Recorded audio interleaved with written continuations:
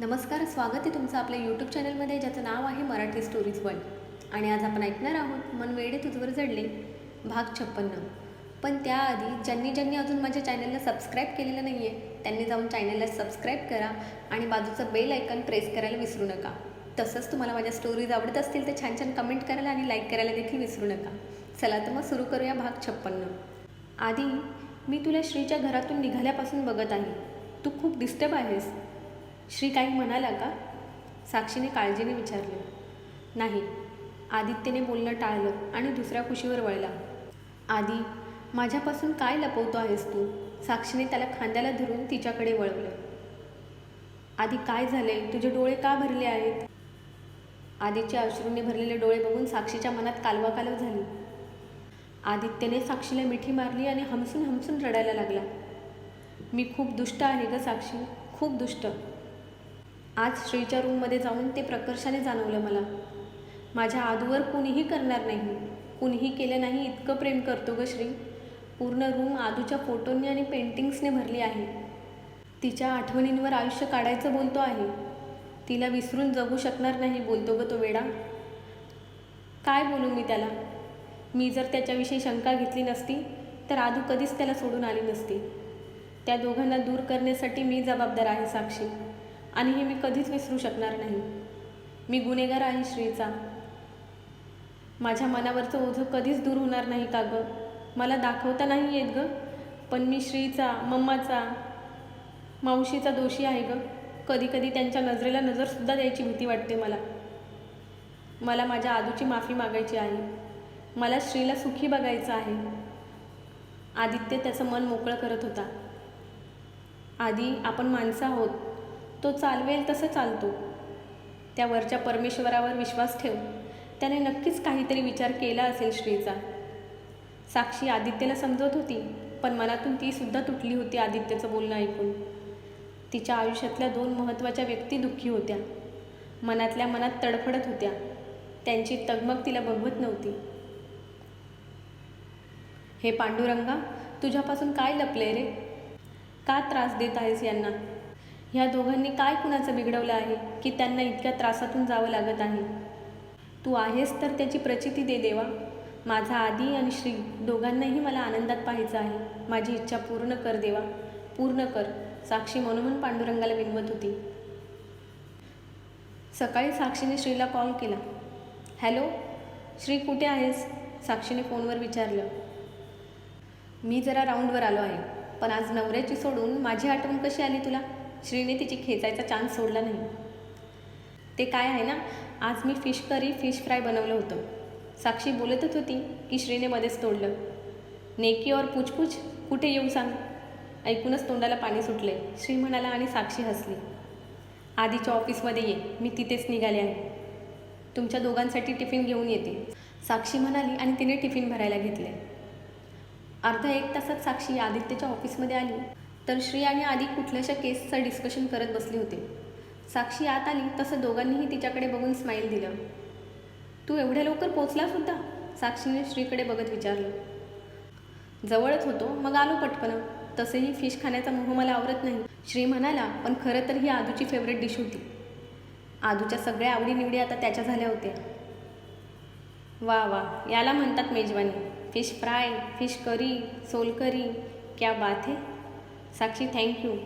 पण ह्याचं काय? हा माझं तोंड पाहणार काय? श्री आदित्यकडे बघत हसत म्हणाला. त्यालासुद्धा टिफिन आणला आहे, साक्षी म्हणाली आणि तिने आदित्यचा टिफिन बाहेर काढला. नशीब, माझ्या बायकोच्या लक्षात आहे तिला एक नवरा आहे आणि त्याला पोट आहे म्हणून. द्या, गरिबाला काय 2 घास आणले असतील ते, आदित्य मुद्दाम साक्षीला छेडत म्हणाला. साक्षीने प्लेटमध्ये जेवण वाढायला सुरुवात केली आणि आदित्य पाहतच राहिला. तिने त्याच्यासमोर प्लेट ठेवली आणि त्याने तिच्याकडे प्रेमाने पाहत तिचा हात पकडला. बायको, काय 1 नंबर काम केलं आहेस आज तू. त्याने तिच्याकडे बघत ओठांचा चंबू केला आणि तिने त्याच्याकडे डोळे मोठे करून बघितलं. आदीला नॉनव्हेज जेवण जास्त आवडत नव्हतं, म्हणून तिने त्याच्यासाठी मटार पनीर, पोळी, मसाले भात आणि बासुंदी आणली होती. अशी काय बघतेस? त्याने तिला जवळ ओढलं तशी ती त्याच्यावर जाऊन आदळली. आदी, दिवसेंदिवस बेशरम होत चालला आहेस तू. जरा आजूबाजूला बघ तरी, साक्षी वैतागत हळू आवाजात म्हणाली. कोण आहे इथे? आदित्यने विचारलं आणि साक्षीने श्रीकडे खुणावलं. तुमचं चालू द्या, मी वर अजिबात बघणार नाही. मला फिशकडे बघण्यापासून फुरसत नाही. I am enjoying my food, Shri घास घेत म्हणाला. सी, त्याला काही प्रॉब्लेम नाही, आदित्य मिश्किलपणे हसत म्हणाला आणि साक्षीने डोळे बारीक करून त्याच्याकडे बघितलं. बरं, एवढं प्रेमाने जेवण आणलं आहेस तर भरव तरी. आधीने आ करून तिच्याकडे बघितलं आणि तिने बासुंदीचा चमचा त्याच्या तोंडात भरवला. दोघेही जेवण करत होते आणि साक्षी त्यांना वाढत होती. गप्पा मारता मारता त्यांनी जेवण संपवलं. बरं मिसेस जाधव, तुम्हाला घरी सोडू शकतो मी, की अजून थोडा रोमॅन्स करायचा आहे तुम्हाला? श्रीने विचारलं आणि साक्षी लाजली. येते मी, ते आदित्यकडे बघत म्हणाले. Okay bye. आदित्यने दोघांनाही बाय केलं. श्रीला एकटं पडून द्यायचं नाही असं साक्षी आणि आदित्यने ठरवलं होतं, म्हणून ते मुद्दामच नेहमी श्रीबरोबर टाईम स्पेंड करत होते. डिनर, लंच, मूवी, कधीमधी बाहेर जाणं, सगळ्यांमध्ये ते श्रीला इन्व्हॉल्व करत होते, जेणेकरून श्री तेवढाच खुश राहील. अदिती, अदिती थांब, अदिती थांब ना, अदिती पुढे जाऊ नको, माझं ऐक अदिती, थांब. अदिती, श्री जोरात ओरडला आणि उठून बसला, घामाने पूर्ण भिजलेला. धाप लागली होती त्याला, त्याच्या श्वासांची गती वाढली होती. श्री काय झालं? आई आणि बाबांनी रूममध्ये येत विचारलं. मागोमाग बनीसुद्धा आला. श्री बाळा, किती घाबरला आहेस तू? सावित्रीबाईंनी त्याला जवळ घेतलं. काही नाही, एक वाईट स्वप्न होतं. बनी, बाबा, जाऊन झोपा तुम्ही, श्री म्हणाला. भाई, नक्की काही त्रास होत नाही ना तुला? बनीने काळजीने विचारलं. नाही, काही नाही, जा तुम्ही. आई, तू थांब थोडा वेळ, श्री सावित्रीबाईंच्या मांडीवर डोकं ठेवत म्हणाला. श्री, काय झाले बाळा? सावित्रीबाईंनी त्याच्या डोक्यावरून हात फिरवत विचारलं. आई, माझी आदिती त्रासात आहे गं. ती माझ्या स्वप्नात आली होती. खूप सुंदर दिसत होती ती. व्हाईट कलरचा ड्रेस घातला होता तिने. एकदम परीसारखी दिसत होती ती. माझ्याबरोबर हसत होती, मस्ती करत होती. ती पुढे पळत होती आणि मी मागे. मी तिला आवाज देत होतो आणि माझ्याकडे वळून बघत परत पुढे पळत होती. आणि एकाकी तिचे एक्सप्रेशन बदलले. तिच्या चेहऱ्यावर दुःख आणि वेदना दिसत होती. मी तिला सांगत होतो, पुढे नको जाऊ, पुढे पाणी आहे, पण ती ऐकत नव्हती. ती माझ्याकडे पाहत मागे सरकत होती. आई, ती पाण्यात जात माझ्याकडे बघत होती. तिच्या डोळ्यात पाणी होतं. ती माझ्याकडे दोन्ही हात पुढे करून मदत मागत होती. माझी अदिती त्रासात आहे. आई, माझी अदिती त्रासात आहे गं, श्री रडत सांगत होता. त्याला हेच स्वप्न नेहमी यायचं, पण त्यात ती रडत नसायची. आज ती रडत होती. श्री बाळा, स्वप्न आहे हे, तू जास्त विचार नको करू, सावित्रीबाई म्हणाल्या. आई, हेच स्वप्न नेहमी येतं गं मला, पण आज ते नेहमीसारखं नव्हतं. आज माझी अदिती रडत होती, माझ्याकडे मदत मागत होती. असं स्वप्न का पडलं असेल गं मला? श्री आईचा हात हातात घेत म्हणाला. तू झोप आता, सकाळी मी गुरुजींकडे जाऊन येते. अदितीचे विधी नीट झाले नाहीत म्हणून पण तिच्या आत्म्याला त्रास होत असेल, सावित्रीबाई म्हणाल्या. बराच वेळ श्रीच्या केसातून हात फिरवत होत्या सावित्रीबाई. तेव्हा कुठे जाऊन तो झोपला. सकाळी सगळं आवरून सावित्रीबाई गुरुजींकडे गेल्या. स्वामींच्या फोटोला नमस्कार करून त्या गुरुजींना भेटायला गेल्या. त्यांनी नेहमी श्रीला पडणाऱ्या स्वप्नाबद्दल आणि काल पडलेल्या स्वप्नाबद्दल गुरुजींना सांगितलं. तुमचं खरं आहे, बऱ्याच वेळा अंतिम विधी नीट झाले नाही की आत्म्याला त्रास होतो. अदितीचा पुढचा प्रवास सुखकर होण्यासाठी, तिच्या आत्म्याला मुक्ती मिळण्यासाठी आपण एक शांती करूया. 4 दिवसांनी अदितीला जाऊन 3 वर्ष पूर्ण होत आहेत तिथीप्रमाणे. त्यानिमित्ताने गोरगरिबांना, साधू संतांना, अनाथांना अन्नदान करा. तुम्ही कमावलेले पुण्य कदाचित तिच्या कामाला येईल आणि तिचा पुढचा मार्ग सोयीस्कर होईल, गुरुजी म्हणाले. सावित्रीबाईंनी गुरुजींनी सांगितलेलं श्रीला आणि बाकी घरच्यांना सांगितलं. आई, मी उद्याच अनाथ आश्रममध्ये कपडे आणि अन्नदानाची सोय करतो, बनी म्हणाला. मी सुद्धा गुरुजींबरोबर बोलून शांतीची तयारी करायला सांगते, सावित्रीबाई म्हणाल्या. श्री मात्र साईडला शांत उभा होता. त्याच्या चेहऱ्यावर खूप सारं दुःख होतं. सावित्रीबाईंनी ते पाहिलं. श्री, तू गप्प का आहेस बाळा? मला माहीत आहे तुझं ह्या सगळ्या गोष्टींवर विश्वास नाही, पण अदितीसाठी तरी तू ह्या शांतीला बसावं असं मला वाटतं. तुझ्या हातून पूजा झाली तर तिला त्याचं फळ मिळेल असं गुरुजी म्हणत होते, सावित्रीबाई म्हणाल्या. ठीक आहे, बसेल मी पूजेला, श्री म्हणाला आणि त्याच्या रूममध्ये निघून गेला. सावित्रीबाईंनी हे सगळं स्मिताताईंना सुद्धा सांगितलं आणि त्यांना सर्वांना पूजेला सुद्धा बोलवलं. हे सगळं आदित्य आणि साक्षीला कळाल्यावर त्यांनी सुद्धा दानधर्म करायचं असं ठरवलं. दोन्ही घरातून 3 दिवस गरिबांना जेवण दिलं जात होतं. अनाथ आणि वृद्धाश्रमांमध्ये कपडे, ब्लँकेट्स आणि अन्नदान दिलं जात होतं. अदितीसाठी होम करणार होते. त्या दिवशी जेवणासाठी सावित्रीबाईंनी मठातले साधुसंत बोलवले होते. गुरुजींना सांगून त्यांनी काशी आणि हिमालयावर तप केलेल्या ऋषीमुनी आणि साधुसंत यांनासुद्धा बोलवलं होतं. विजयराव आणि प्रतापरावांनी बऱ्याच मठ आणि मंदिरांमधल्या साधू आणि पुजाऱ्यांनासुद्धा जेवणाचं आमंत्रण दिलं होतं. बंगल्याच्या बाजूच्या मोकळ्या जागेत मोठा शामियाना तयार केला होता. जेवणासाठी टेबल खुर्च्यांची सोय केली होती. तर येणाऱ्या साधुसंतांसाठी चौरंग आणि पाट आणले होते. मागच्या बाजूला कॅटरिंगसाठी सगळ्या सुविधा उपलब्ध करून दिल्या होत्या. साक्षी आणि आदित्यसुद्धा मदतीला आले होते. सकाळपासूनच गडबड चालू होती. पूजेची वेळ होत आली होती. गुरुजी आता कधीही येतील आणि पूजा चालू होईल म्हणून सगळं पूजेचं सामान चेक करत होते. ते जागेवर नेऊन ठेवत होते. श्री आदितीचा फोटो आणायला त्याच्या रूममध्ये गेला होता. त्याने प्रेमाने फोटोकडे पाहिलं आणि फोटो खाली घेतला. बघ किती चेंज केलं आहेस तू मला. आज चक्क पूजेला बसणार आहे मी. त्या गुरुजींनी सांगितलं मी ह्या पूजेला बसलो तर तुझा त्रास कमी होईल म्हणून रेडी झालो. श्री फोटोवरून प्रेमाने हात फिरवत म्हणाला आणि फोटो छातीशी लावला. श्री ये लवकर, गुरुजी आले. सावित्रीबाईंची हाक आली आणि श्री अदितीचा फोटो घेऊन खाली गेला. गुरुजींबरोबर अजून त्यांचे काही शिष्य होते. त्यांनी पूजेची मांडणी केली.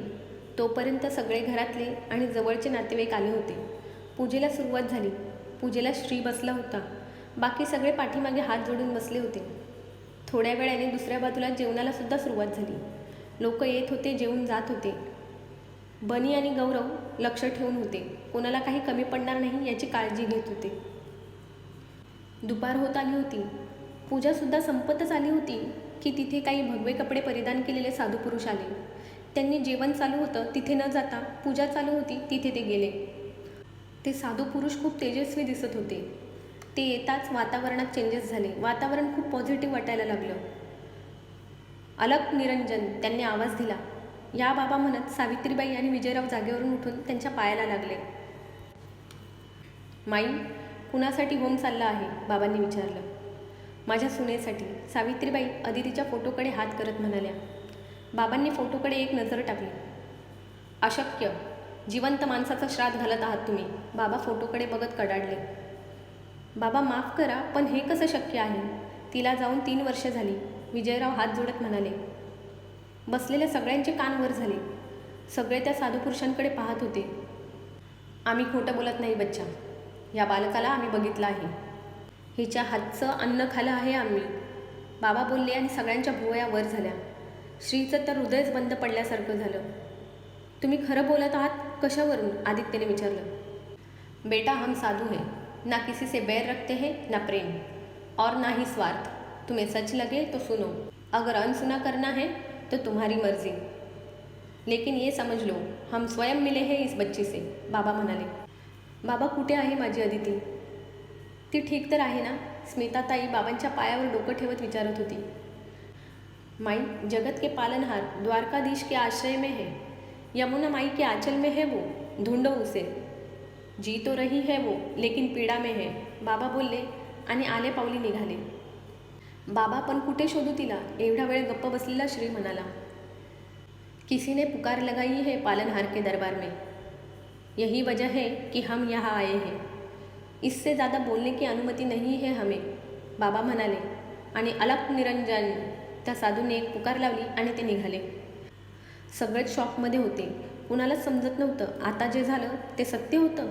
ते बाबा जे बोलले ते खरं असेल की ते कोणी भोंदू होते? कळायला काहीच मार्ग नव्हता. गुरुजी, तुम्हीच मार्गदर्शन करा. सावित्रीबाईंनी गुरुजींकडे बघितलं. मला वाटतं त्यांचं ऐकावं. ते नाथपंथी साधू होते. ते म्हणत असतील तर त्यात काहीतरी तथ्य नक्कीच असेल. आणि त्यांनी जे सांगितलं ते नीट ऐकलं का तुम्ही? त्यांनी यमुना नदीचा उल्लेख केला आणि श्रीलासुद्धा स्वप्नात पाणीच तर दिसतं, गुरुजी म्हणाले. आदी प्लीज, एकदा माझ्यासाठी माझ्या आदूला शोध. कदाचित आदू जिवंत आहे हे खरं असेल तर. स्मिताताई म्हणाल्या. हो आदी, प्लीज एकदा प्रयत्न कर. मधुमावशी डोळे पुसत म्हणाले. ठीक आहे, बघू प्रयत्न करून. आदित्य म्हणाला आणि सगळ्यांच्या चेहऱ्यावर एक स्मित झळकलं. श्री मात्र अजूनही स्तब्ध उभा होता. त्याचं डोकं आणि मन दोन्हींमध्ये युद्ध चालू होतं. आदित्यने त्याची स्थिती ओळखली आणि त्याला घेऊन रूममध्ये गेला. आधी खरंच असं असेल का रे? माझी आदिती जिवंत असेल? श्री भरलेल्या डोळ्यांनी आदित्यकडे बघत होता. माहीत नाही श्री, पण प्रयत्न तर करून बघायला हवा.